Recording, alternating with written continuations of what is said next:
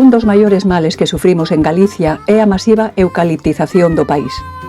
O Plan Forestal da época de Fraga, que limitaba as plantacións a 250.000 hectáreas ata o ano 2035, leva anos xa superado, sendo na actualidade máis de 400.000 as hectáreas plantadas.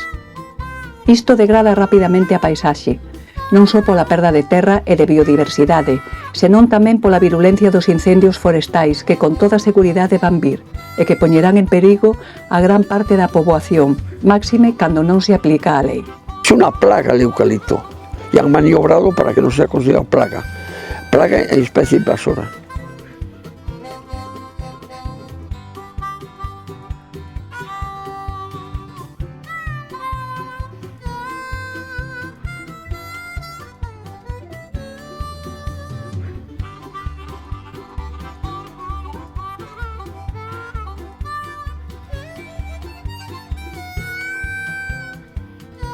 O que estamos creando son estructuras para fomentar o risco futuro. É dicir, estamos vendo todo en termos cortoplacistas do carto rápido, do emprego tamén relativamente rápido, pero hai que ver o que pasou fai pouco en Portugal, por exemplo, o que está pasando en Grecia, en Chile.